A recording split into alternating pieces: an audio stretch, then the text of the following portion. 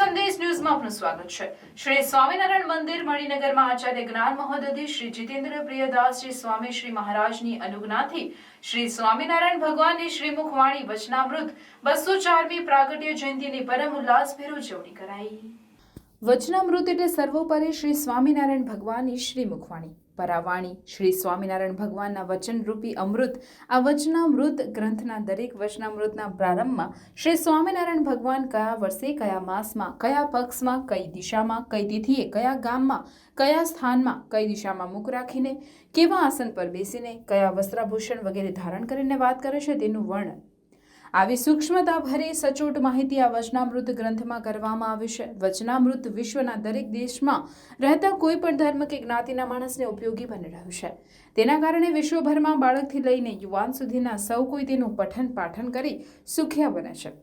વચનામૃત ગ્રંથમાં સ્વયં શ્રી સ્વામિનારાયણ ભગવાનના શ્રીમુખેથી જે વાણી વ્યક્ત થઈ તે શબ્દશઃ પ્રસ્તુત થયેલી છે।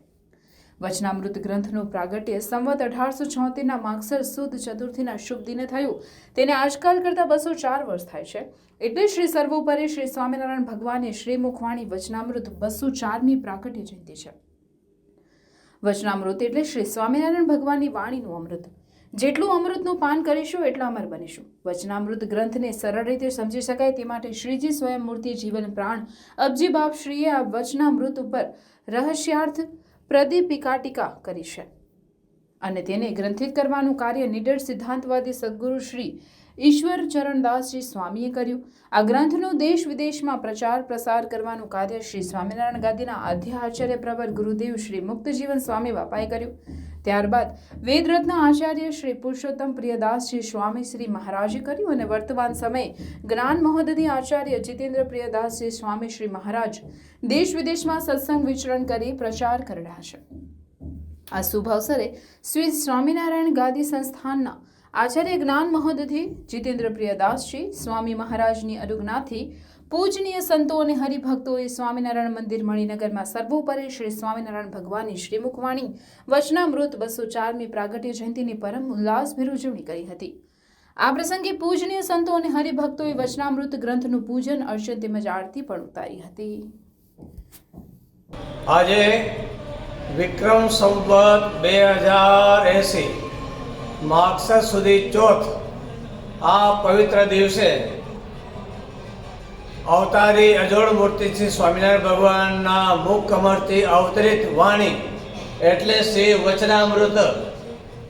આ વચનામૃત ગ્રંથમાં અવતારી શ્રી સ્વામિનારાયણ ભગવાને આત્માને પરમાત્માના પામવાના સરસ મજાના ઉપાયો બતાવ્યા છે। આ વચનામૃત મહાગ્રંથમાં ધર્મ જ્ઞાન વૈરાગ્ય ભક્તિ શ્રદ્ધા સેવા આત્મનિષ્ઠા સાંખ્ય યોગ આદિ અનેક શાસ્ત્રોનો વર્ણન તેમાં કરેલું છે। વેદ પુરાણ ઉપનિષદ ભાગવત ગીતા આદિ અનેક શાસ્ત્રનું પાન કરવાવાળા જિજ્ઞાસુ મુમુક્ષુને સહેજે સહેજે સમજાય તે માટે સરળ ભાષામાં અવતારી શ્રી સ્વામિનારાયણ ભગવાને પ્રશ્નોત્તરીમાં પોતાના સંતો સાથે જે જ્ઞાન ગોષ્ઠી કરી તેનો સંગ્રહ આપણા યોગી રાજ યોગી સમ્રાટ સદગુરુ શ્રી ગોપાળાનંદ સ્વામી એવા ને એવા શ્રી મુક્તાનંદ સ્વામી નિત્યાનંદ સ્વામી મહાપંડિત અને બ્રહ્માનંદ સ્વામી અને સુખમુનિએ સાથે મળીને આનો સરસ મજાનો સંગ્રહ કરી આપણે સત્સંગ સ્વામિનારાયણ સંપ્રદાયને આ ભેટ તે આપ્યો છે।